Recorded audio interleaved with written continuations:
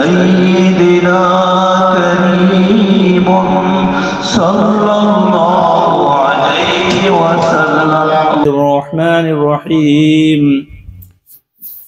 اللهم صل على سيدنا محمد وعلى آل سيدنا محمد وبارك وسلم وصل عليه. الحمد لله. الله رب العالمين লাখ শুকর।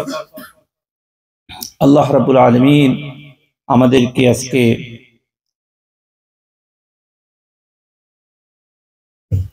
শাবান মাসের এই বরকতপূর্ণ মাহফিলে আমাদেরকে একত্রিত হওয়ার তৌফিক দিয়েছে জন্য সবাই বলে আলহামদুলিল্লাহ। আজকে আমরা পবিত্র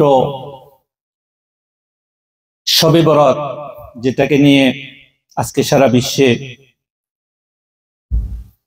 আমাদের মধ্যে কিছু বিষয় নিয়ে মতনৈক্য চলতেছে। আমাদের অনেকের হাদিস এবং কোরআনের বিভিন্ন অর্থগত ভাষাগত বিষয়কে নিয়ে মতনৈক্যের কারণে উলামায়ে কেরামের মধ্যে ইখতিলাফ দেখা যাচ্ছে। সাধারণ মানুষ যারা আমরা, তারা বিভ্রান্তির মধ্যে আছি। সেজন্য এই পবিত্র রজনীর ইবাদতের মধ্যে অনেক শৈথল্য, অনেক মানুষ এটাকে পালন করা ছেড়ে দিছে। আল্লাহ পাক আমাদেরকে সঠিক জ্ঞানের মাধ্যমে যেটা করার হুকুম সেটা করার, এবং যেটা বর্জন করার হুকুম সেটা বর্জন করার জন্য তৌফিক দান করো। আসলে এই রাত্রির ব্যাপারে সমস্ত গুরু যারা আজকে এটাকে বলতেছে, ইভেন যারা সবচেয়ে বেশি কঠিন ভাবে বলতেছে শবে বরাতের কোনো আমল নাই, তারাও হাদিস গুলা মানে, বিশেষ করে কয়েকটা হাদিস একদম সহি হাদিস, এটাতে তারাও কোনো সন্দেহ করে নেই। তাদের যারা গুরু, তাদের যারা শিষ্য, তাদের যারা পরবর্তী যুগে যারা তাদেরকে প্রতিনিধিত্ব করে, তাদের থেকেও এই শাবান মাসের মধ্যরাত্রি, তার মানে কোরআনে হাদিসের মধ্যে এই রাত্রিকে লাইলাতুল বরাত হাদিসের মধ্যে আসেনি। এখানে আসছে নিসফে মিন শাবান নামে আসছে। কিভাবে আসছে? নিসফে মিন শাবান মানে শাবান মাসের মধ্য, শাবান মাসের 30 দিন 28 দিনের মধ্যখানে যে নেস মানে আদা, বাংলা ভাষা বলে যেটাকে মিডল অফ মান্থ। তো এখানে একটা হাদিস, সেখানে তাদের সমস্ত গুরু যারা আলবানি, আরো তাদের, আমরা যদি ওদেরকে নিয়ে কোনো মেনশন করি না, তারাও বলছে হাদিসটা সহিহ। তো একটা বিষয়কে প্রমাণ করার জন্য একটা সহিহ হাদিস এবং কোরআনের আয়াত এই কাফি, একটা বিষয়কে এটা আছে। তার মানে কি তারাও স্বীকার করে যে নিসফে মিন শাবান যেটা, সেটা সহিহ এবং সেটাতে আমল করার ব্যাপারে কোনো রকমের কোনো বাধা নাই। এখন যেগুলা নিয়ে মতনৈক্য, সেগুলা হলো কি এই রাতে আমরা কিভাবে আমল করব, কি আমল করব, বিভিন্ন বিষয় নিয়ে সেখানে মতনৈক্য আছে। আমাদের মুফাসসিরিনদের মধ্যেও কিছু বিষয় নিয়ে মতনৈক্য আছে। এটা ওনাদের, বিশেষ করে কোরআনে কারীমের একটা আয়াত সূরা দুখানের মধ্যে আল্লাহ পাক বলতেছেন, সূরা দুখানে আল্লাহ পাক বলতেছেন কি, বিসমিল্লাহির রহমানির রহিম, হামিম ওয়াল কিতাবিল মুবিন, ইন্না আনজালনাহু ফি লাইলাতিন মুবারাকাতিন ইন্না কুন্না মুনজিলিন ফিহা ইউফরাকু কুল্লু আমরিন হাকীম আমরান মিন ইনদিনা ইন্না কুন্না মুরসিলিন। সাদাকাল্লাহুল আযীম। এই সূরা দুখানের মধ্যে আল্লাহ পাক মেনশন করতেছেন হামিম। আপনারা জানেন হা আর মিম, হাকিকতে মুহাম্মদ দের শব্দের অর্থ অনেক মুফাসসিরিন বলছেন হামিমের অর্থ এটা হুরুফে মুকাত্তাআত আয়াতে মুতাশাবিহা একমাত্র আল্লাহ পাকের খাস বান্দারা নবীরা ছাড়া এটার অর্থ আম মানুষে করা ঠিক নয়। এরপরে বলছে ওয়াল কিতাবিল মুবিন, স্পষ্ট কিতাব। এখানে আসি অর্থগত কারণে, এখানে কিছু বিষয়। এরপরে যে আয়াত আসছে ইন্না আনজালনাহু ফি লাইলাতিন মুবারাকাতিন, বলছে লাইলাতুল মুবারাকা, যেটা আমাদের পরবর্তী ইন্ডিয়ান সাবকন্টিনেন্ট আরবের যে ফার্সি ভাষায় আসি, মুবারক শব্দ অর্থ কি? বরাত, মানে ভাগ্য রজনী, ভাগ্য মুবারাকা।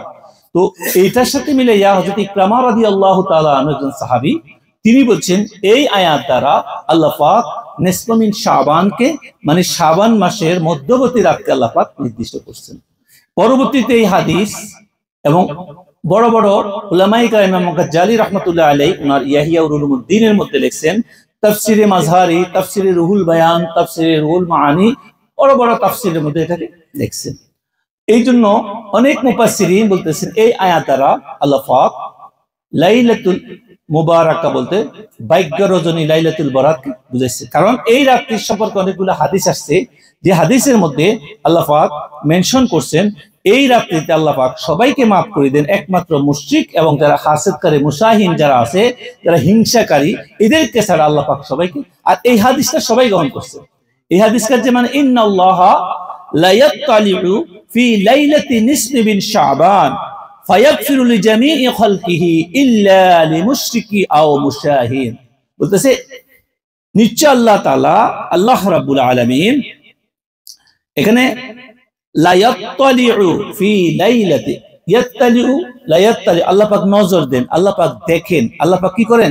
ওই রাতটিতে দেখেন। কোন রাতে? নিসফ মিন শাবান।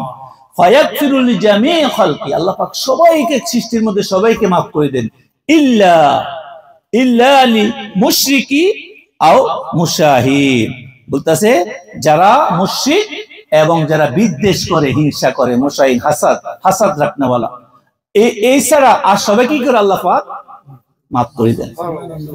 আজকে আমাদের সমাজে আল্লাহ পাক, আপনি যেরকম ইবাদত করেন, এখন পরবর্তী যেগুলো নিয়ে বিতর্ক হচ্ছে, কোনগুলো নিয়ে বুঝার চেষ্টা করবেন মনোযোগের সহিত। বিতর্ক হচ্ছে কি নিয়ে?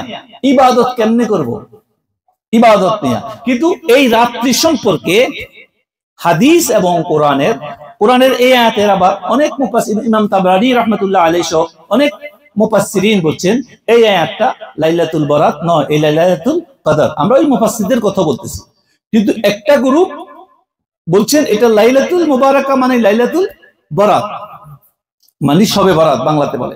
আর আরেকটা গ্রুপ বলতেছে এটা লাইলাতুল কদর। এটা নিয়ে সমাধানও করছেন তারা।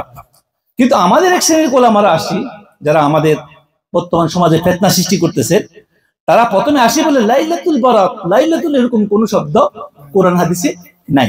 এটা বলে মুসলমানদেরকে কি করতেছে? একটা ইয়াং জেনারেশনকে পুরা তারাই স্বীকার করতেছে। আবার আসি নিসফ মিন শাবান নামে একটা কথা আছে, ওরা একই মুখে কথা বলতেছেন, কথা বুঝছেন? এই জন্য আমাদেরকে সতর্ক হতে হবে। যদি আমরা সহিহ হাদিস দ্বারা পাই, তারাই স্বীকার করতেছেন, তাদের গুরুরা সবাই, তো তাহলে এখন আমাদেরকে আমলের বেলায় বলা হয়েছে কি? আমরা আমাদের সমস্ত বুজুর্গানে দিন, উলামায়ে রাসিকিন, আমাদের মুরব্বীরা সমস্ত সময় এই আমলগুলা কেন করছেন? সহিহ দলিল দ্বারা প্রমাণিত আছে, তারাই স্বীকার করছে। এমন কিছু হাদিস আছে যেখানে হযরত আলী থেকে হাদিস আছে, হযরত আয়েশা সিদ্দিকা রাদিয়াল্লাহু তাআলা থেকে হাদিস আছে। হাদিসের মান যদিও জয়ীফ হয়, জয়ীফ মানে কি? দুর্বল। দুর্বল এটা অশুদ্ধ হাদিস নয়, শুদ্ধ হাদিস। মুফাসসিরিন যারা হাদিসের রাবি, যারা হাদিস মুহাদ্দিস, যারা তারা বলছেন যদি জয়ীফ হাদিসে হয় আর সেটা আমলের জন্য হয়, আর সেটা কি গ্রহণ করা যাবে। কারণ আমল কেন করা হয়? মানুষের ভিতরকে আত্মশুদ্ধি করার জন্য। আমল কেন করা হয়? নিজেকে আমলের দিকে আখলাক আল্লাহর করিম পূর্ব হাসিল করার জন্য আমল কেন করা হয়? আমল কিন্তু পৃথিবীকে দেখানোর জন্য না, আমল করা হয় নিজেকে, নিজের গোলাবারি করার জন্য, নিজের ব্যাংক ব্যালেন্স বৃদ্ধি করার জন্য, আল্লাহর কাছে পূর্ব পাওয়ার জন্য আমল করা হয়। এখানে মাসালার জন্য এগুলো নেওয়া যাবে না। মাসালা পর্যন্ত কেন একটা বিষয় ডিসিশন দেওয়া হয়, এই জন্য ওগুলো মুত্তাসিল হাদিস দরকার, যেগুলো একদম নির্ভরযোগ্য হাদিস। কিন্তু আমলের বেলায় নিজের জীবনকে, নিজের নফল ইবাদতের জন্য সেগুলো কি করা যাবে? নেওয়া যাবে। এখন আমাদের যেই ভাইয়েরা এই সমস্ত জয়ীফ হাদিস বলি, জালগুলা বাদে দিলাম, হেরাদিসের জাল, কিন্তু জয়ীফ হাদিস রাসূলের যুগ থেকে পরবর্তী 200-300 বছর পরে বড় বড় মুফাসসিরিন আসছে, বড় বড় ইমাম আসছেন, ইমাম গাজ্জালীর মতো, তারা তাদের কিতাবের মধ্যে এই হাদিসগুলো লিখছেন। এখন এরা আসে বলতেছে হাদিসগুলো কি জাল, জাল মানে কি ভুয়া হাদিস। তো কত বছর পরে পায়, রসুলের যুগ থেকে 1000-1200 বছর পরে আসি তারা এটাকে বর্ণনা করতেছেন। তো আমরা তাদের যেগুলা জাল বলতেছে সেগুলা গ্রহণ করলাম না, কিন্তু যেগুলা তারা জয়ীব বলতেছে, সহি বলতেছে, সেগুলো যদি গ্রহণ করি তাহলে কি, তাহলে শবে বরাত বলতে একটা রাত আছে, শবে বরাত বলতে কি একটা রাত আছে, এবং এই রাত্রিতে যত ইবাদত করা যাবে সেই ইবাদতের বিষয় আল্লাহ পাক নির্ধারণ করেছে। আর আমি একটু যে কোরআনে আয়াত করছি, এই হাদিস দ্বারা প্রমাণিত। হযরত ইকরামা রাদিয়াল্লাহু তাআলা সাহাবী, একটা পক্ষ মানে আর একটা পক্ষ মানে, যারা মানে তারা কি সাহাবীর হাদিসটাকে মানলে আল্লাহ পাক এই আয়াতের মধ্যে আল্লাহ পাক নিজে নির্ধারণ করতেছেন যে এটা এমন এক কোরআন, স্পষ্ট পবিত্র রাত্রিতে আল্লাহ পাক নাজিল করছেন, এবং কি করছেন আল্লাহ পাক, ফিহা ইউফরাকু কুল্লু আমরিন হাকিম, এই রাতে আল্লাহ পাক সমস্ত বিষয় আল্লাহ পাক হুকুম করেন। কি করেন আল্লাহ? তার মানে কি, কিছু হাদিস আসতে বলছে এই রাত্রিতে মানুষের মৃত্যু কখন হবে, তার সারা বছরের ভাগ্য কি হবে, তারপরে তার জন্য কি কি বিষয় উত্তম করে তার করা হয়েছে, সব বিষয় এই রাত্রিতে কি করা হয়, লেখা হয়। অনেকগুলো হাদিস আমরা মেনশন করতেছি না, অনেক লম্বা সময় লাগবে, কিন্তু আমি বোঝানোর চেষ্টা করতেছি যে কথাটা, সেটা হলো যেই ভাইয়েরা, আমাদের যে ভাইয়েরা আলেমে দ্বীন, তারা কিতাব পড়ে, তারা কি অনেক কিতাব পড়ে, তারা গবেষণা করে, তাদের লক্ষ লক্ষ ফলোয়ার। আজকে আপনি ইউটিউব, ফেসবুকে যান, তাদের কথাই সবার উপর, তারা প্রথম কথায় কি বলে, খুব সুন্দর ভাষায় বলে দিবে এরকম কোন কথা কোরআনেও পাই নাই, হাদিসেও পাই নাই। যদি উনি এইভাবে বলে যে আমি পাই নাই, তাহলে ঠিক আছে কথাটা, তাহলে কি ঠিক আছে। তারা কথাটা এমন ভাবে বলে, one kind of hypocrisy, one kind of কি মুনাফিকি লোক লুকায় রাখে তারা। তারা আমাদের ইয়ং জেনারেশন বরবাদ করার জন্য, এটা আমি কোরআন হাদিসে কোথাও পাই নাই, আমি পাই নাই বললে কোনো সমস্যা না ভাই, আপনি না পাইতে পারেন, কিন্তু যদি কোরআন হাদিসে পাই নাই বলে, তখন জিনিসটা কি হয়ে গেল, অস্পষ্ট হয়ে গেল। এখন অনেক মানুষ তো কোরআন হাদিস গবেষণা করে না, না করার কারণে তারা এটা হাদিস কোরআন নাই, এইসব আলেমেরা যারা করে এগুলা কি বন্ড, এটা কি করে আসছে। আর এই রাত্রিতে একদম স্পষ্ট দলিল দ্বারা প্রমাণিত, রাসূলুল্লাহ সাল্লাল্লাহু আলাইহি ওয়াসাল্লাম ওই দিন রাতে জান্নাতুল বাকিয়াতে যাইয়া সমস্ত সাহাবাদের কবরগুলোতে যাইয়া তিনি কি জিয়ারত করছেন অনেকক্ষণ পর্যন্ত। এবং তার মানে কি, এই রাত্রিতে কবর জিয়ারত করা কি রাসূলের সুন্নত, রাসূলের কি সুন্নত। হেরাও স্বীকার করে হাদিসকে। তো ওই রাত্রিতে যদি মানুষ একত্রিত হইয়া ইবাদত করে, যদি মা বাপের কবরে, যে মুরব্বীদের কবরে জিয়ারত করে, বা ঘর থেকে বসে ইবাদত করে ইসালে সওয়াব করে, এটা তো হাদিস কোরআন দ্বারা প্রমাণিত। তাহলে আপনি ভাই যে কথাটা বলতেছেন, এটা কোরআন হাদিসে পাই নাই, কথাটা যা বলতেছে তার দ্বারা কি বুঝাচ্ছেন? আপনি মুসলিম সমাজকে কোথায় নিয়ে যাচ্ছেন ইবাদত থেকে? আপনি কি করতে চেষ্টা করতেছেন? আল্লাহ আপনাদের হেদায়েত দান করুক। আপনি যদি বলেন আমি পাই নাই, আপনার সাথে আমি একমত, ভাই সবাই সবকিছু পাবে এমন কোনো কথা নাই, কিন্তু আপনি কথার লোকে বলতেছেন এটা কোরআনে নাই, হাদিসে নাই, কোরআন হাদিসে পাওয়া যায় নাই, তো আপনি তো পুরো সমাজকে বিভ্রান্তির মধ্যে নিয়ে যাচ্ছেন। আপনার গুরুরা পাচ্ছেন, আপনি আবার দুদিন পরে আসে বলতেছেন যে হ্যাঁ শবে বরাত বলতে আছে। আপনারা দেখবেন ইউটিউবের মধ্যে আজকাল এমন ওলামাও আছে, বাংলাদেশের নাম করা ওলামা, বাংলা ভাষাভাষী, আমরা প্রথম 2 বছর আগে বলছে শবে বরাত বলতে কিছুই নাই, আবার পরের বছর আসি বলতেছে শবে বরাত আছে। তো যারা বলবে শবে বরাত নাই, তারা ভুল বলতেছে, নিজেরাই নিজে ভুল বলতেছে, বুঝছেন? তো আমরা স্বীকার করি যে উনি কমাস করে নিজের ভুলটা স্বীকার করছে, এভাবে অন্যগুলো স্বীকার করেন। তাহলে আমাদের যুগে যুগে যেই কাজ হয়ে আসছে, সেখানে যেই কাজগুলো হাদিস কোরআন বিরোধী হচ্ছে, যে কাজগুলো আসলে ইসলামের সাথে সাংঘর্ষিক, যে কাজগুলো সঠিক শবে বরাতের তাৎপর্য বহন করে না, এই কাজগুলো আমরা সবাই মিলি কি করব, আমরা সেটার বিরুদ্ধে কথা বলবো। উম্মাকে, রাসূলের উম্মতদেরকে সবাই মিলে আমরা বলবো, ভাই আতশবাজি করবা না, বোমাবাজি করবা না, এমন কিছু করবা না যেগুলো আমাদের ইসলামের সাথে কি মানায় না, এটা সম্পূর্ণরূপে আমাদের রাসূলের নিষেধ। যেই কাজ আমাদের রাসূল পছন্দ করতেন, যেই কাজ আমাদের সমস্ত উলামায়ে কেরাম অপছন্দ করতেন, সেই কাজ তোমরা কেন করো? তার মানে কি, ওই কাজের জন্য আমরা পুরো রাত, যেটা সহিহ দলিল দ্বারা প্রমাণিত, কোরআন দ্বারা প্রমাণিত, সেটাকে অস্বীকার করব? এটা তো বোকার স্বর্গে বাস করার মতো কথা। এই জন্য আমরা লম্বা আলোচনা যাব না। আজকে রাত্রির গুরুত্ব, এই মানে শবে বরাতের রাত্রির গুরুত্ব কি, অনেক গুরুত্বপূর্ণ একটা রাত্রি, যেখানে মুফাসসিরিন, উলামায়ে রাসিকিন, আউলিয়া আল্লাহ, যেমন দুনিয়ার জমিনে যাদের দ্বারা আমরা ইসলাম পাইছি, সাহাবায়ে কেরামের পরবর্তী যুগে যে সমস্ত বুজুর্গানে দিন পৃথিবীতে নাম করা, এর মধ্যে আমরা যারা তাসাউফ আউলিয়া আল্লাহ ভক্ত, হযরত গাউসে পাক আব্দুল কাদের জিলানী, হযরত খাজা গরিব নওয়াজ মাইনুদ্দিন চিশতি আজমিরি সানজারি, হযরত খাজা, হযরত শাহ নকশবন্দ রহমাতুল্লাহ আলাইহি, মুজাদ্দিদ আল পেসানি, আরো বড় বড় বুজুর্গানে দিন, আমি যত নাম নেব শাহজালাল রবিনী থেকে লইয়া বুজুর্গানে দিন, সবাই এই সমস্ত রাত্রিগুলোর দিকে গুরুত্ব দিচ্ছেন। কিন্তু একটা কথা মনে রাখবেন, এই রাত্রি সুফিয়ে কেরামের জন্য নয়, আম মানুষের জন্য। আমাদের আউলিয়া কেরাম বলতেছে যে তাদের জন্য শবে বরাত, শবে কদর, প্রত্যেকটি রাতে তাদের জন্য কি শবে কদর। কারণ একজন খাস মানুষ যারা, আল্লাহর প্রিয় বান্দা যারা, সে তো প্রতি রাত্রে আল্লাহর সাথে ইবাদত করে, তার একদিনও তাহাজ্জুদের বন্ধ নাই, তার কোনো রাত্রি কি বন্ধ নাই। কিন্তু আম আদমি যারা, সাধারণ মানুষ যারা, তারা তো সারা বছর ইবাদত করতে পারে, কিন্তু তারা বিভিন্ন কারণে ফরজ নামাজ গুলা পড়ে, নকল নামাজের দিকে গুরুত্ব থাকে না। সেই জন্য এই সমস্ত রাত্রি তো স্পেশাল গুরুত্ব আল্লাহ পাক যখন বলছেন, নাহলে সহিহ হাদিস দ্বারা কেন আসছে এই রাত্রিতে, কোন রাত্রি, যে নিসফবিন শাবানের রাত্রিতে আল্লাহ রাব্বুল আলামিন লা ইয়াত্তালিউ, মানে আল্লাহ পাক এদিকে দেখেন নিসফবিন শাবান রাত্রিতে। রাত প্রতিটা দিন আল্লাহর কাছে সমান হওয়া উচিত ছিল না? আবার কোরআনে কারীমের আয়াতে ইন্না আনজালনাহু ফি লাইলাতুল কদর, ওখানে লাইলাতুল কদরকে আল্লাহ পাক স্পষ্ট করে দিয়েছেন, লাইলাতুল কদরি খায়রুম মিন আলফি শাহর, বুঝে কদর রাত্রি হাজার মাস থেকে কি উত্তম। তাহলে এখন দেখে যদি স্পষ্ট রাতগুলো, স্পষ্ট সংখ্যাগুলোকে আল্লাহ পাক নিজে বলতেছেন, এগুলার গুরুত্ব অনেক বেশি। আল্লাহ পাক নিজে বলতেছেন প্রত্যেকটা রাতে তো আল্লাহ পাকের না, প্রত্যেকটা মুহূর্ত, প্রত্যেকটা সেকেন্ড কার? আল্লাহ। তো আল্লাহ সবই তো আল্লাহর কাছে গুরুত্বপূর্ণ, তাই না? এখানে আল্লাহ একটার উপর একটাকে গুরুত্ব দিচ্ছে, আল্লাহ দিচ্ছে একটার উপর একটাকে গুরুত্ব। আমরা এই রাত্রির বিষয় আমরা মতমৃত্যুর দিকে না যাইয়া যে সমস্ত কাজগুলা বর্জন, যেগুলা করার দরকার নাই, সেগুলো আমরা করব না। আমাদের সন্তান, আমাদের পরিবার, আমাদের ভাই বোন, আমাদের সমাজকে আমরা কি করবো, এগুলা থেকে আমরা দূরে রাখবো। বর্তমান সময় লাইটিং করা, আলোকবর্তিকা করা, খুশির মতো করে করা, ইবাদতের পরিবেশ করা, এগুলা যদি শরীয়ত সম্মত হয় তো এগুলাতে কোনো, উলামায়ে কেরাম বলছে এগুলাতে কোনো বাধা নাই। এরপরে তারা সিন্নি খাওয়া, হালুয়া খাওয়া, এগুলা নিয়ে তারা অনেক, এগুলা কোথায় পেয়েছে?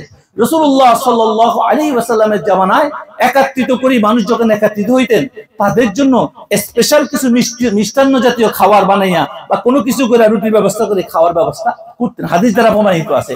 আমাদের ভারতবর্ষ যেখানে, ওখানে খাওয়ার চাল হলো কি হালুয়া। আমাদের দেশে এক ধরনের সিন্নির মতো হয়, এক ধরনের বিভিন্ন রকম মিষ্টি জাতীয় খাওয়া হয়।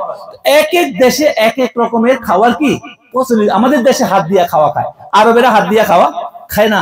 আমাদের দেশে ডাল, পানি জাতীয় খাওয়া খায়, আরবেরা রুটিরে গ্রিল করে খায়।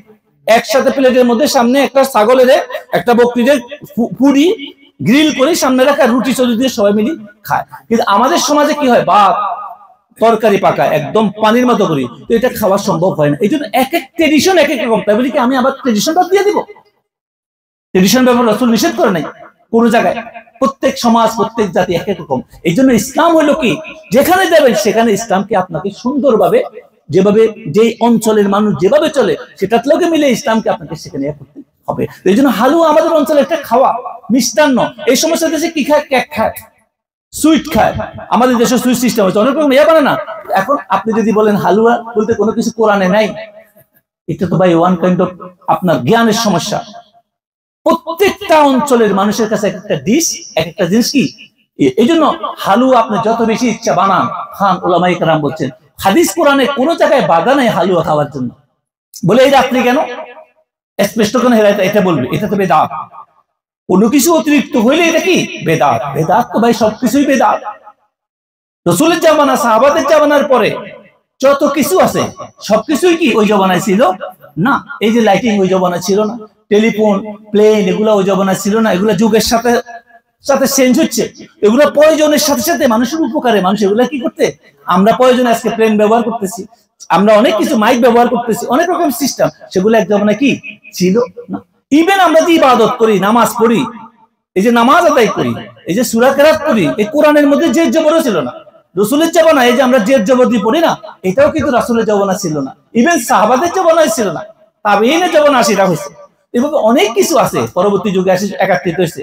আমরা বোঝা উচিত যে রাসূলের জামানা যেটা ছিল না, এর পরবর্তী যদি এটা যদি উত্তম জন্য হাসানা হিসেবে করা হয়, মানুষের উপকারার্থে করা হয়, যেটা আমাকে ইসলামের মূল বিষয় থেকে, কোন জিনিস খারাপ, বেদাত, কোন বেদাত খারাপ, ওটা যে জিনিস আমাকে মূল বিষয় থেকে সরাই নেবে, মূল থাকবে না, বেশ থাকবে না। যদি বেশ ঠিক থাকে, ঈমান ঠিক থাকে, তো এটাকে সৌন্দর্য যদি বাড়ানো হয়, এটা আরো তরক্কি করার জন্য, তাহলে এটা আমাদের উলামায়ে কেরাম বলছে এটা কি জায়েজ।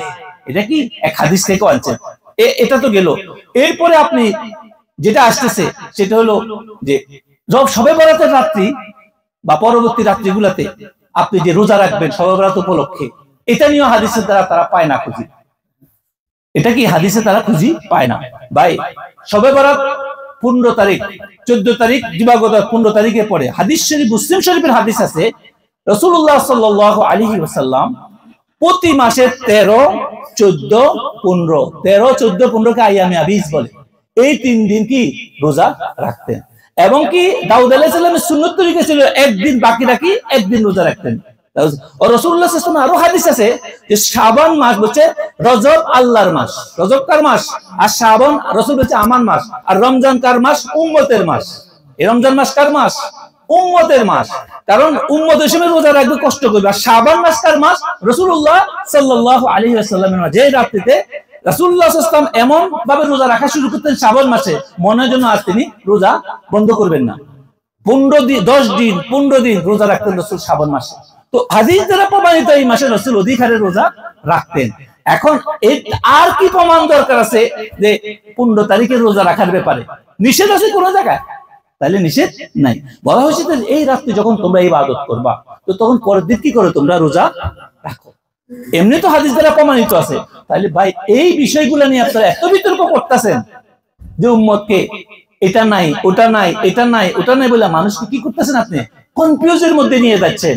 আরে ভাই যদি বলেন ঠিক আছে এটা স্পষ্ট করে করা শবে বরাতের রোজা রাখা যাবে না, ভাই এটা তো আমরা বলতেছি না যে তুমি এই মাসে যে গুরুত্ব রোজা শবে বরাতের যে গুরুত্ব এটা তো হাদিস দ্বারা প্রমাণিত, কোরআন দ্বারা প্রমাণিত।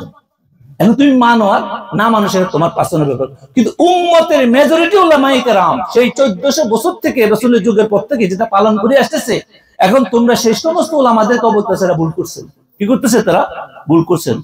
ভাই আমরা তো কখনো এটা বলতে পারবো না, তোমরা বললে বলতে পারো, কিন্তু আমরা প্রমাণ দিয়ে দিচ্ছি যে যদি একটা হাদিসও সহিহ থাকে এই রাত্রির ব্যাপারে, তাহলে এই রাত্রি কি করা হালাল না শুধু জায়েজ না শুধু হাদার বা জায়েজ। তো এই রাত্রিতে যদি শরীয়ত সম্মত ভাবে আমি যা কিছু করি, হালুয়া বানাই খাই, আমি সারাদিন রাত রোজা রাখি, আমি ইবাদত করি সারা রাত নফল ইবাদত করি, যা কিছু করি সেটা যদি শরীয়তের বিরুদ্ধে না যায়, যদি মানা না থাকে, তাহলে তুমি কই মানা করা, উম্মতকে বিভ্রান্ত করা? তুমি কোথায় থেকে আসলা বললা শবে বরাত বলতে কিছু নেই? যেটা নিষিদ্ধ সেটা বলো। হ্যাঁ, এখানে কিছু বিষয় আছে হাদিসের মধ্যে লেখা আছে, কিছু কিছু হাদিস, কিছু কিছু জয়ীফ, কিছু কিছু জাল হাদিস আসছে, সাজ হাদিস বলে কিছু কিছু হাদিস আমরাও স্বীকার করি, কিন্তু সেগুলো আমলের বেলায়, কিসের বেলায় আসছে?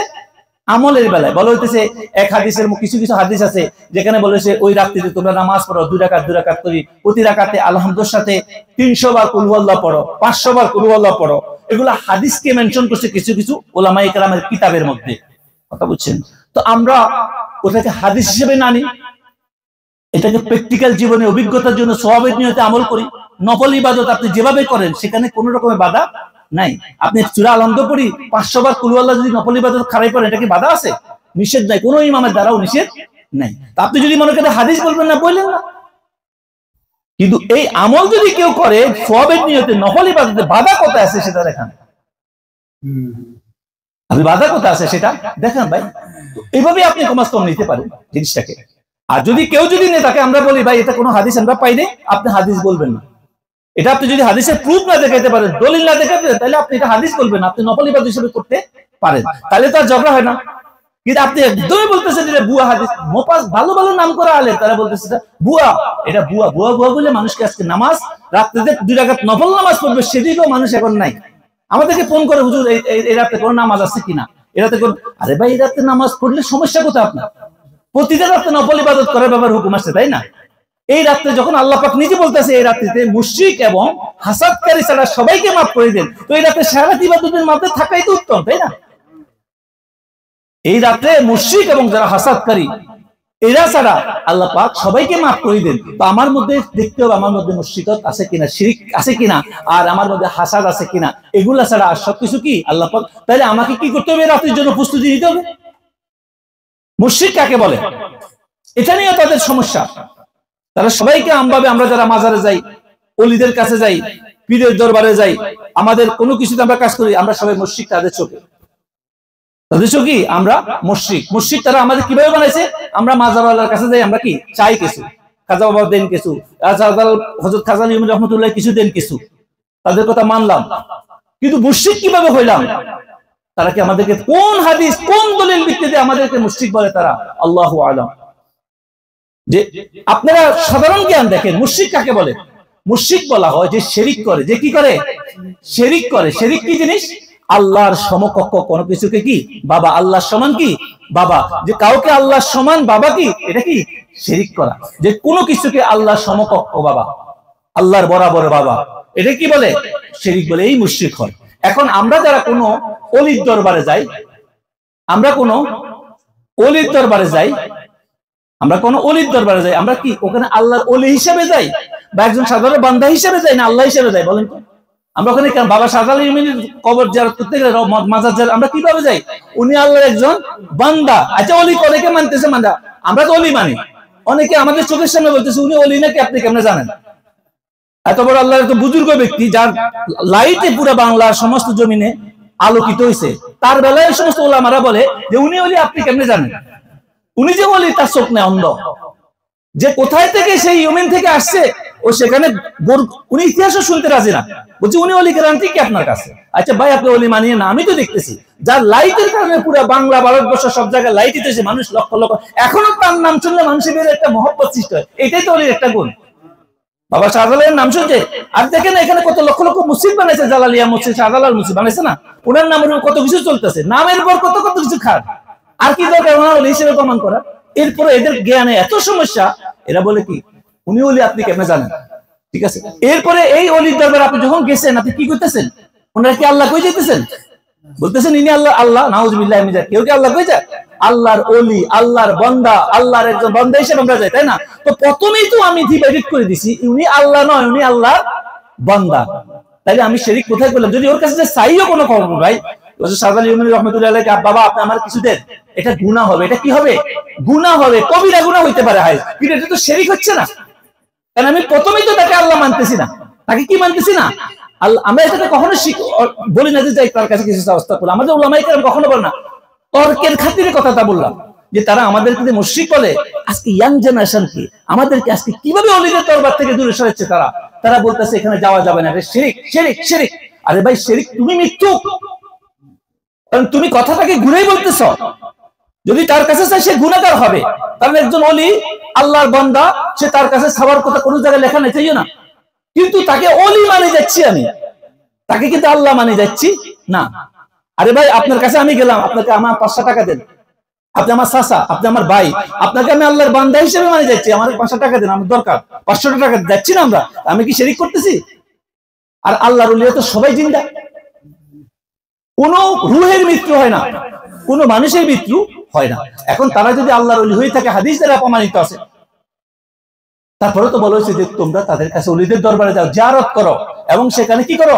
ইসালে সওয়াবের নিয়তে তোমরা ফাতিহা শরীফ পড়ো, কোরআনের আয়াত পড়ো, এবং তাদের উসিলা আল্লাহর কাছে কি করো? চাও, এবং আমাদের মুর্দাগানদের জন্য মাপ চাও। আমরা এই সমস্ত বুজুর্গের দরবারে কেন যাই? এই জন্য যাই, এই সমস্ত বুজুর্গরা নিজের জীবনকে কোরবানি করি, নিজের জীবনে সমস্ত রকমের যত রকমের ঘৃণা, যত রকমের আত্মহংকার সব ছাড়ে দিয়া, লোভ ছাড়ে দিয়া, তাকাব্বুরি ছাড়ে দিয়া, এরা নিজের বাড়ি ঘর সংসার, মা বাবা ভাই বোন ছাড়ি আল্লাহর দ্বীনের জন্য তারা কোথায় সেই সুদূর ইয়েমেন থেকে বাংলার জমিনে আসছে। তারা মানুষের সমস্ত নিষেধ চাওয়া পাওয়া বাদ দিয়া আল্লাহর কাম বাইরেছে। এরা হচ্ছে আল্লাহ ওলি।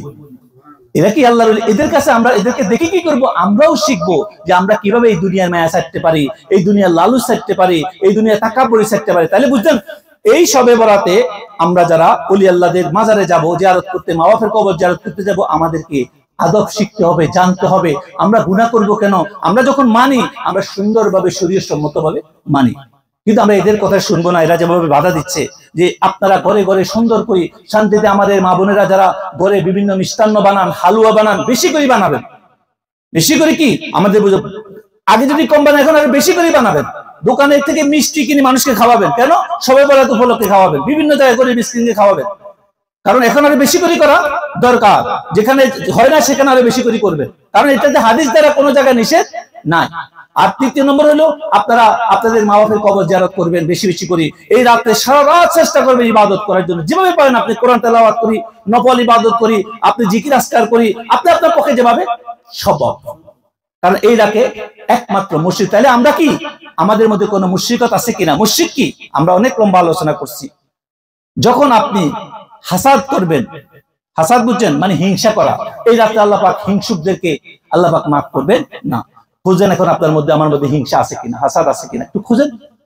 যদি আপনার মধ্যে থেকে হিংসাকে বাদ দেয়, এই রাতের আগে এই সমস্ত উত্তম রাত্রিগুলো আমাদের কি করা উচিত, যে আমার মধ্যে শিরিক আছে কিনা, আমার মধ্যে হাসাদ আছে কিনা বা হিংসা আছে কিনা, এটাকে খুঁজি পাই। হিংসা কাকে বলে? হিংসা কি মানে আমার কোনো কিছু কম আরেকজনের বেশি, তাহলে আমার সহ্য হচ্ছে না। আমার সন্তানের জ্ঞান কম, আরেকজনের সন্তানের জ্ঞান বেশি, আমার জ্বলে। আরেকজনের সন্তান যদি একটু ভালো রেজাল্ট করে, আমার জ্বলে। আরেকজনের ছেলে মেয়ে যদি ভালো কামায়, আমার জ্বলে। আমার দোকান যদি কম চলে, আরেকজনের দোকান বেশি চললে কি, আমার ট্যাক্সি ইনকাম কম হয়েছে, আরেকজনের ট্যাক্সি ইনকাম বেশি হলে কি হয়, আমার জ্বলে, শুনলেও চলে। রাসূলুল্লাহ সাল্লাল্লাহু আলাইহি ওয়াসাল্লাম বলছে এই জন্য এই সমস্ত কথা একজনের সাথে একজন শেয়ার করবা না, তাহলে কি হবে, মুখ লাগে, নজর লাগে। অন্যের নজর থেকে বাঁচি থাকো, কারণ অনেকে সহ্য করার ক্ষমতা কি নাই, জায়গা ছোট।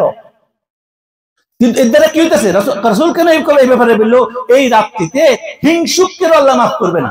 কেন বলেন তো, এটা বুঝছেন আপনারা?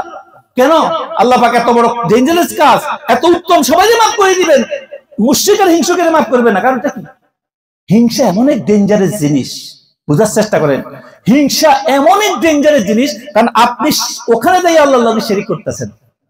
আল্লাহ পাক কাউকে কিছু দিছে, আপনি সেখানে যে আল্লাহকে বলতেছেন তুমি এটা দিলা কেন? কারণ ওর ট্যাক্সি ইনকাম ভালো দিলে কেন, আমার কম দিলে কেন? ওর দোকানে ব্যবসা কেন বেশি দিলে কেন? ওর ছেলে মেয়ে ভালো দিলে কেন, আমার কম দিলে কেন? তার মানে আপনি আল্লাহর সাথে কি করতেছেন, ফাইট করতেছেন, সমকক্ষ। আস্তাগফিরুল্লাহ। অমুক সুন্দর, আমি অসুন্দর কেন? অমুকের জিনিস সুন্দর, আমার তাই কেন? মানে আপনি পুরাপুরি হিংসার কারণে আপনি রবের সমকক্ষতা দাবি করতেছেন। আস্তাগফিরুল্লাহ। এই জন্য রবের সমকক্ষতা দাবি করার মতো ডেঞ্জারাস গুনাহ আর কোনো কিছু হইতে পারে? আপনি কি, আপনার কাছে কি আছে রবের লগে সমকক্ষতা করার মতো? এমন কি যে আপনি আসতে পারেন না নিজের যোগ্যতায়, যাইতে পারবেন না নিজের যোগ্যতায়, আপনার কোনো কিছু করার ক্ষমতা নাই, আপনি একটা হাত লাগার ক্ষমতা নাই, আপনি কথা বলার শক্তি নেই, শোনার শক্তি নাই, দেখার শক্তি নাই, কোন আপনি রবের লগে ফাইট করতে আসছেন? আস্তাগফিরুল্লাহ। বুঝে আসছে? তার মানে আজকে রাতে আমাদের সবচেয়ে বেশি গুরুত্ব দেওয়া উচিত কি, সবে কত রাত্রিগুলোতে, যে আমার মধ্যে কোন রকমের হিংসা আছে কিনা। আর হিংসা নেই একটা মানুষ দেখান, এখন খুঁজেন আপনি, আমার যদি আমি খোঁজা শুরু করে দেখবেন আমার মধ্যে কোনো না কোনো ভাবে হিংসা কাজ করতেছে। এই জন্য সুফিদের দরবারে বলা হয়েছে, যায় কেন মানুষকে ভিতর থেকে হিংসা, বক্স, হিংসা, তাকাব্বুরি, অহংকার খতম করবার যায়। সুফির দরবারে, অলির দরবারে কোনো মানুষ নামাজ রোজা শিখতে যায় না, নামাজ রোজা শিখতে যায় না। তাদেরকে যদি কেউ মানে, তো তখন তারা তাকে একটা একটা করে চেক করে তার মধ্যে এগুলো আছে কিনা, তাকাব্বুরি আছে কিনা, অহংকার আছে কিনা, হিংসা আছে কিনা, বিদ্বেষ আছে কিনা। তারা যদি টয়লেট সাফ করাইলো হয়, তারা দিয়ে জমিনে কৃষি কাজ করায়, তারা দিয়ে এমন এমন কাজ করায়, মালা মাতিয়া বলে, বেইজ্জতি করে তারা সবসময়।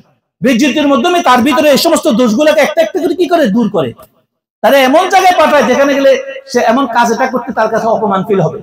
বাদশার ছেলে নিয়ে ভিক্ষা করায়, বাদশার ছেলে কি করে ভিক্ষা করায়। ভারতবর্ষের এক মহান বুজুর্গ ওলি ছিলেন, তার কাছে ওই সময় বাদশার ছেলে গেছে মুরিদ হওয়ার জন্য। তো বলতে, তোমাকে আমি কি করবো না, মুরিদ করবো না। কয় হুজুর আমি কি অপরাধ করছি, আমি আপনার কাছে মুরিদ হব। দুইবার গেছে, তৃতীয়বার তোমার মুরিদ করতে পারে। এক সত্য, কি সত্য? তোমাকে কোন কোন জায়গায় এখানে বেশি মানুষে জানে, এই শহরে কোন কোন মোড়ে? কয় মোটামুটি সব জায়গায় জানে। তো কয়েকটা জায়গা নির্দিষ্ট করছে। তো হুজুর পকেট থেকে কিছু পয়সা দিছে, পকেট দিয়ে কইছে এগুলা দিয়ে কি করো, মিষ্টি কিনবা, দুর্বাজার চকলেট জাতীয় মিষ্টি জাতীয় কিনবা। ওখানে এলাকার যে বাচ্চারা আছে না, তো বাচ্চাদেরকে দিবা। আর শর্ট বুঝেন, শর্টের বস্তা আছে না আমাদের দেশে পাটের, ইয়া, তো উনি শর্টের একটা জামা দিছে, তোমার জামা খুলবা আর ওটা পরবা, পরে একটা প্লেট দিছে, এরকম প্লেট দিয়া কইছে যাও এটা দিয়া ভিক্ষা করবা, মানুষের কাছে ভিক্ষা চাইবা। আর বাচ্চাদেরকে সুইট দিবা, মিষ্টি দিবা। বাচ্চারা পাগল বলে পাথর মারে, পাগল বলে কি মারে, পাথর মারে তোমারে। প্রত্যেক মোড়ে মোড়ে যায় ভিক্ষা করবা, এই পয়সা দিয়ে কিনবা, তোমার কোনো বাসায় পয়সা দিয়ে কিনবা না। আর যদি এটা করে আসতে পারো, তো আমি চিন্তা করবো তোমার মুরিদ করবো কি না, করবো না। বুঝছেন? তো তো সে তো প্রতিজ্ঞা করছে সে ওনার হাতে বায়াত হবে, এই জন্য সে প্রত্যেকটা মোড়ে যাইয়া দেয়া এরকম পাথরের আঘাত খেতে রক্ত বাইর হইতে, কিন্তু সেটা ছাড়তেন না, কারণ তিনি হুকুম দিচ্ছে তার হাতে বায়াত হইতেই হবে। যখন 3-4 মোড় কমপ্লিট করে আসছে, যখন আসছে কমপ্লিট করে আসছে, তুমি তো জানছেন, তো দেখছে করছো, হুজুর চেষ্টা করছি, তো হুজুর তারা আরো কিছু পরীক্ষা করছে, করার পরে দেখছে তার ভিতরে যেই বাদশাহী যে বাপ, রাজার পোলা, আমি যে যুবরাজ, আমাদের দেশে যুবরাজ কয়, মানে আমি যুবরাজের যে বাপ সেটা তার মধ্যে আর নাই, গোলাম হওয়ার যোগ্যতা অর্জন করছে, আসো এখন বায়াত করো। এই শিক্ষা দিয়েছে সুফিয়ায়ে কেরাম। কেন? তার থেকে তাকাব্বুরি অহংকার কেন কমাইছে? কারণ সে বাদশার কোলে বাপ নিয়ে দরবার আসলে, তো দরবারে কোনো মানুষকে আর মানুষ মনে করবে না। দরবার, অলির দরবার কখনো সেখানে বড় লোক ছোট লোক না, সেখানে মহব্বত দেখে। সেখানে কি দেখে? মহব্বত দেখে। সে মহব্বত নিয়ে আসছে, সেখানে বড় লোক আসছে, কোটি টাকা দিচ্ছে, মিলিয়ন টাকা দিচ্ছে, ওর কোনো গুরুত্ব থাকে না।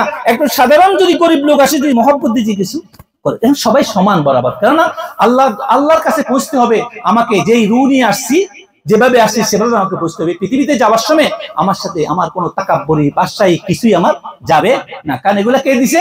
আল্লাহ দিছে। আজকে শবে বরাতের উপর আমরা যে আলোচনা করতেছিলাম, সেখানে আমাদেরকে চেষ্টা করতে হবে যে আমাদের ভিতরে যত রকমের হিংসা বিদ্বেষ আছে সেটা দূর করতে হবে, এই দিকে গুরুত্ব দিতে হবে। আপনি যতই নামাজ আদায় করেন, যতই সারা রাত ইবাদত করেন, যদি এগুলো থাকে এটার কোনো গুরুত্ব নাই ভাই। এই জন্য কোন ওলামায়ে কেরাম বলে, তোমার মধ্যে এগুলা যদি না থাকে, সারা রাত ঘুমাইও থাকো, তো তোমার জন্য অনেক কি উত্তম। যদি এগুলা রাখি, যদি সারা রাত, আমরা দেখি অনেক মানুষ আছে যারা রাত্রে বিবি হালুয়া বালেন না কেন, বা খাওয়া করতে অসুবিধা কেন, সারা রাত নামাজ পড়ে বিবির সাথে এমন ঝগড়া শুরু হয়েছে, স্বামী স্ত্রী, তার স্বভাবের অর্থ গেছে, তার সব গেছে। আরে ভাই, তোমার কোনে গেছে এটার জন্য, করার জন্য কমাস কম তোমার ভিতরে রাগ গোসা তো কন্ট্রোল করো, এই রাতের শিক্ষা কন্ট্রোল করো না, তাহলে এই রাতে ইবাদত করা কি গুরুত্ব হইলো? এরকম অনেক কিছু আছে, সবাই রাতে বাইরেতেছে, মারামারি করতেছে, বন্ধু পাড়ায় দেখেন বোমাবাজি হইতেছে, আস্তাগফিরুল্লাহ, এগুলো কোথায় পেয়েছেন আপনি? মসজিদে আসতেছে ইবাদত করার জন্য, সেখানেও লাগে গেছে, পাইতে একটু খানা পাইতে দেরি হয়েছে, একটু বসতে দেরি হয়েছে, 2টা মিনিট হুজুরে দেরি করতেছে কেন? শুরু গেছে জগা, গাড়িও শুরু করে দিচ্ছে, মানে চোখে দেখতেছে। তো তোমার কোনে গেছে এখানে মসজিদে আসার জন্য? যদি তোমার সময় না থাকে ভাই, কাজ করবা, ঘুমাও বাসা, পয়দা পাই যাবা, যা তোমার সময় না, উঠে আসতে আরামসে চলে যাও, আদব রক্ষা করো। কিন্তু এগুলা নাই। আজকে তো মসজিদ গুলো এমন অবস্থা হয়েছে, সেখানে মসজিদ, বড় বড় মসজিদ, লক্ষ লক্ষ মানুষ নামাজ পড়ে, সেটার পরে কোন তালিমের ব্যবস্থা নেই, শুধু যাইতেছে জামাতের জন্য দৌড়াই দৌড়ে যাচ্ছে, আল্লাহু আকবার, নামাজ শেষ, সালাম ফিরে, আবার সালামের পরে নামাজের আজকে মুনাজাতের ব্যবস্থা দরকার নাই, ছাড়িয়ে দিছে, যাও দৌড়ায়, শুধু ঘরে যাও, যাইয়া কি করো? সিগারেট টানো, টিভি দেখো, ফেসবুক দেখো, বন্ধু দেখো, আড্ডা দাও, আর ওই সমস্ত এই গল্প শোনো, আবার সকালে উঠে কাজ করো। এই যে শিক্ষা, এই যে মানুষকে চেঞ্জিং আদব, সেটা কোথায়? আজকে সেই মেশিন বন্ধ করে দিয়েছে এই সমস্ত ওলামায়ে কেরাম। প্রত্যেকটা ক্ষেত্রে তারা আজকে শুধু ইয়া সৃষ্টি করতেছে, যুক্তি অযুক্তি দরকার নাই, প্রথম কথাই বলে দিছে কি, এগুলো তো কোন হাদিসে নাই, পাওয়া যায় না। আস্তাগফিরুল্লাহ। আরে ভাই, আপনাদের কাছে আমরা রিকোয়েস্ট করবো, আপনি পান নাই এটা বলেন, কিন্তু আপনি বলবেন না কোন হাদিসে নাই, এটাই আপনি সমাজকে বরবাদ করতেছেন। আপনি একটু চিন্তা করে দেখেন, যারা হয়তো আমাদের কথা অনেকেই শুনে, তো আমরা বলবো যে আপনি একটু আরেকবার চিন্তা করে দেখেন, আপনি কি আপনার আমানতের খেয়ানত করতেছেন না? আপনি যেটা পান নাই ভাই, আমি পাই নাই, সবার পক্ষে সবকিছু পাওয়া সম্ভব নয়। যারা রাত দিন আল্লাহর কালাম নিয়ে গবেষণা করে আসছে কোটি কোটি 600 বছর, তারা পাইছে, তাদের কিতাবের মধ্যে লিখছে, আর আপনি এটাকে অস্বীকার করতেছেন। আল্লাহ আপনাদেরকে হেদায়েত দান করুক। আজকে এই শবে বরাত রাত্রিতে আর কিছু কথা বলে শেষ করব। এই রাত্রে যে সমস্ত হাদিসগুলো আসছে আমল করার জন্য, এই আমল হলো ওদের জন্য যারা আমলে বরকত চায়। এই রাত্রিগুলো অনেক গুরুত্বপূর্ণ। এই রাত্রিতে কেউ যদি নফল নামাজ আদায় করেন, মাগরিবের পর থেকে গোসল করবেন। এই উত্তম রাত্রিগুলোতে কি হয়, মাগরিবের সূর্যাস্তরের পরে গোসল করে নেবে, যাদের পক্ষে সম্ভব। গোসলের এত বরকত এই রাত্রিতে, বলতেছে জুমার দিন এই সমস্ত উত্তম রাত্রিগুলোতে গোসল করা কি অনেক উত্তম। প্রতিটি কাতরা, মানে প্রতিটি ফোঁটা পানির গুরুত্ব অনেক বেশি বহন করে। সোয়াবের, আমি সোয়াবের কথা আর বললাম, অনেক গুরুত্ব বহন করে। এই রাত্রির বরকত ওরাই বুঝবে যারা পাইছে। আপনি মিষ্টি খাওয়ার পরে মিষ্টি কি জিনিস বুঝবেন, তাই না? তো মিষ্টির সামনে রাখি যদি সারাদিন ঘুরেন, মিষ্টির তেজ বুঝবেন না তো কখনো। তো যে ভাইয়েরা হাদিস দেখছে খালি এক রাকাত নামাজে আলহামদুলিল্লাহ পরে 300 বার সূরা ইখলাস পড়ার কথা, আরে পড়ি দেখো না ভাই, এটার বরকত কি তুমি দেখবা। তুমি শুধু মানাই করতেছো হাদিস নেই, হাদিস নাই। আরে হাদিস নাই ভালো কথা, বুজুর্গদের, ওলি আল্লাহদের, উলামায়ে কেরাম যারা পূর্ব বুজুর্গ যারা, তাদের সুন্নত হিসেবে এটাকে পালন করো। আরে মা একটা কথা আমরা পালন করি না, উত্তম হইলে করি তো, তো বুজুর্গদের সুন্নত হিসেবে এটাকে পালন করো, করি দেখো এটার বরকত কি জিনিস, টেস্ট কেমন। আপনাদেরকেও বলতেছি আজকে যাদের পক্ষে সম্ভব 2 রাকাত করে 20 রাকাত নামাজ পড়বেন। কত রাকাত নামাজ? 20 রাকাত নামাজ পড়বেন শবে বরাতের রাত্রিতে। এটা ওলামাদের থেকে প্রসিদ্ধ, অনেক বুজুর্গ ওলামায়ে কেরাম এটা বলছেন। বলছে ওলামারা বলছে এখানে এক একজন আপনি সমর্থ অনুযায়ী করবেন। আলহামদুর সাথে পারলে একবার সূরা ইখলাস, কুল হুয়াল্লাহু আহাদ, আর যদি সম্ভব 3 বার করবেন প্রতি রাকাতে। 3 বিশে 60 বার হবে, তাই না? আর যদি আরো সম্ভব হয় প্রতি রাকাতে 20 বার করেই পড়বেন, ঠিক আছে? আরো সম্ভব হলে 25 বার, আরো সম্ভব হলে 50 বার, ঠিক আছে? যদি 50 বার পড়েন 20 রাকাত নামাজে 1000 বার সূরা ইখলাস পড়া হবে। আর 1000 বার সূরা ইখলাস যদি মনোযোগের সাথে পড়েন এটা অনেক বরকত হবে। এটা বাধ্য নয়, এটা কি নফল নামাজ, প্রথমে মনে রাখবেন। তো আপনারা যারা করতে চান এই আমল করে দেখেন। আর এটার দ্বারা কি হবে জানেন? আপনি নামাজ শেষে প্রতিদিন যদি পরবর্তীতে 2 রাকাত নামাজ পড়েন এভাবে, আর 40 বার করে সূরা ইখলাস পড়েন, এটার দ্বারা আপনি যে কোনো বাচ্চা জ্বর হইছে, কাশ হইছে, জিনে ধরছে, ভূতে ধরছে, আপনি একটানা 11 বার পড়ি আপনি দম করেন ওই বাচ্চাকে, পানি দেন, ইনশাআল্লাহ দেখবেন সাফা হবে। এক রাত্রির আমলে যদি আপনারা করতে চান এই রাত্রির, যারা দম করতে চান তারা কমসে কম 25 বার করে প্রতি রাকাতে করতে হবে। কতবার? 25 বার। তাইলে আপনি 20 রাকাত নামাজ কমপ্লিট করেন। 50 বার করলে অনেক ভালো। আর এই রাত্রিটা যারা আমাদের এখন আসেন, যারা আমাদের সাথে সম্পর্কিত আউলিয়া কেরামকে ভালোবাসেন, যারা সুলুকের রাস্তায় চলতেছেন, যারা সাধন ভোজন করেন, তাদের জন্য এখন এই কথাগুলো আছে। যারা চান এই রাত্রিতে আপনি 3 দিন আইয়ামে 20, কয়দিন? 13, 14, 15, এখনো সময় আছে, 13, 14, 15, এই 3 দিন রাত্রিতে আপনি যদি সম্ভব প্রতিদিন আপনি 399 বার, কতবার? 399 বার করে আয়াতুল কুরসি পড়বেন। 399 বার 3 দিন কমপ্লিট করবেন। এটা আপনি মোকাম্মেল যাকাত আদায় হয়ে যাবে। 300, যদি রোজা রাখেন 3 দিন তাহলে কোনো ফরজ করতে হবে না। ফরজ বুঝছেন? মানে মাছ, মাংস, ডিম, দুধ এগুলা খাওয়া থেকে দূরে থাকা। কেন এগুলো আমরা করাই? কারণ এগুলো খাওয়ার মাধ্যমে গ্যাস হয়, এগুলা খাওয়ার মধ্যে শরীরের মধ্যে বিভিন্ন সমস্যা হয়। তো আপনি বসে আমল করতে পারেন না, আপনার সমস্যা হয়, টয়লেট, এটা এই জন্য বুজুর্গরা বলে এগুলা এই কয়েকদিন এগুলা খাওয়া থেকে দূরে থাকলে পেট খালি থাকে, কম খাইবেন, এমন খাওয়া খাবেন যেন গ্যাস না হয়। তাই আপনি বসি মনোযোগের সহিত একাগ্রতার সহিত ইবাদত করতে পারবেন। তো শবে বরাতের আমল হিসেবে আপনারা যারা করতে চান, যারা কোরআন পড়তে পারেন, যারা সূরা মুজাম্মিল পড়তে পারেন, এটা বরকতপূর্ণ রাত। এই 3 দিন প্রতিদিন 117 বার করে যদি কেউ পড়েন এটার অনেক বরকত হবে। আর কারোর পক্ষে যদি হিম্মত থাকে, শক্তি থাকে, তাহলে এই 3 দিনে ইয়া সামাদ, আল্লাহ পাকের নাম, কুল হুয়াল্লাহু আহাদ, আল্লাহুস সামাদ, আল্লাহুস সামাদ বা ইয়া সামাদ, এই 3 দিনে 1,25,000 বার পড়ে নেবেন। 1,25,000 বার পড়ার পর আপনি দেখবেন এটার বরকত কি জিনিস। আর যারা আমাদের অন্যান্য মুরিদিন আছেন, মহব্বতকারী মা বোনেরা আছেন, তারা চাইলে এই 3 দিনের মধ্যে আপনি যে কোনো আমল, আগে যাকাত দিচ্ছেন, যারা আমাদের থেকে শুনতেছেন লাইভে, ওই 3 দিন বা লাস্টের দিন যেটা শবে বরাতের রাত, ওই দিন কমসে কম আপনার সমস্ত আমলগুলাকে, যারা যে আমল করছেন, সূরা ইয়াসিনের আমল করছেন, যাকাত দিচ্ছেন, হিজবুল বাহারের যাকাত দিচ্ছেন, তারপর আয়াতুল কুরসির যাকাত দিচ্ছেন, সূরা ফালাক, সূরা নাসের যাকাত দিচ্ছেন, যে ইন্নাত ওয়া ইন্নাস যাকাত দিচ্ছেন, ইলাফে কুরাইশের যাকাত দিচ্ছেন, যে আমল করছেন ওই আমলগুলো কমসে কম ওই রাত্রিতে দৌড়াই নেবেন। যে যতবার পড়েন দৌড়াই নেবেন শবে বরাতের রাত্রিতে। এক রাত্রি যদি করতে পারেন তাও আপনার পুরো বছরের যাকাত আদায় হয়ে যাবে। কারো পক্ষে সম্ভব সূরা ইয়াসিন 72 বার পড়ে নেবেন। সূরা ইয়াসিন কতবার? 72 বার, তাহলে পুরো বছর যাকাত আদায় হয়ে যাবে। সূরা আর রহমান 40 বার পড়ে নেবেন, যাকাত আদায় হয়ে যাবে। সূরা মুলুক যদি 41 বার পড়েন যাকাত আদায় হয়ে যাবে। আমি আর বলবো না, এখান থেকে বলে দিতেছি, যারা আমাদের বক্তবৃন্দ বিভিন্ন জায়গা থেকে শুনতেছেন তাদের জন্য বলে দিতেছি যে এই আমলগুলো আপনারা করে নেবেন। আর যদি পারেন সূরা ফালাক আর সূরা নাস করতে চাইলে 333 বার 333 বার করে নেবেন। আর কেউ যদি এটাও না পারে 19,000 বার, কতবার? 19,000 বার শুধু শবে বরাতের রাত্রিতে বিসমিল্লাহির রহমানির রহিম, বিসমিল্লাহির রহমান করে নেবেন। এটার আমল আপনি হয়ে যাবেন, যাকাত আদায়। ওই পরবর্তীতে ডেলি কেউ যদি দম করতে চান, বাচ্চা কাচ্চা, জিনের শয়তান সমস্যা, এদেরকে দম করতে চান, তাইলে কমসে কম 1000 বার পড়তে হবে। আর যদি দম না করেন 100 বার পড়লেও এটার বরকত থাকবে। কিন্তু কেউ যদি দম করেন কোনো আমলকে, আমার থেকে অনুমতি নিবেন, কমসে কম ডেলি আপনি একটা নির্দিষ্ট না করলে তাহলে দম করবেন না। তাইলে যারা দম করবেন ওই শয়তানটা আপনার ঘরে যাবে। কোথায় উঠবে? আপনার বাচ্চাদের উপর উঠবে, আপনার সমস্যা উঠবে। সেই জন্য আমার অনুমতি ছাড়া কেউ দম করতে যাবেন না। ওভাবে আমল না করলে উল্টাপাল্টা দম করে নিজের জীবনে বিপদ আনবে না। আপনারা, আমরা অনেকে খুশি। আমি দেশে গেছি, আমার অনেক মুরিদ, আমাদের পীর ভাই অনেক বিপদে আছে। কেন? আমাদের থেকে অনুমতি ছাড়া তারা মানুষকে উপকার করছে। ঠিকই মানুষ উপকার পাইছে, তারাও হুজুর আপনি দম করছেন, অনেক ভালো আছে, কিন্তু তার জীবনে তার বউ বাচ্চা, তার পরিবারে অনেক অশান্তি এবং তাদের বিপদগুলো তাদের উপর আছে। আমি যখন চেক করে দেখছি, তো দেখতেছি ওই যে সমস্যাগুলো, ওই যে শয়তানগুলা, ওই যে জিনগুলা ওর বাচ্চাদের উপর, ওর বউর উপর আসে হামলা দিছে। এই জন্য এই কাজ করবেন না কখনো, আমাদের থেকে অনুমতি নিবেন, আমাদের থেকে আলোচনা করবেন, তাহলে ইনশাআল্লাহ শবে বরাতের রাত্রি, শবে কদরের রাত্রি, এই সমস্ত রাত্রিগুলো অনেক উত্তম রাত্রি।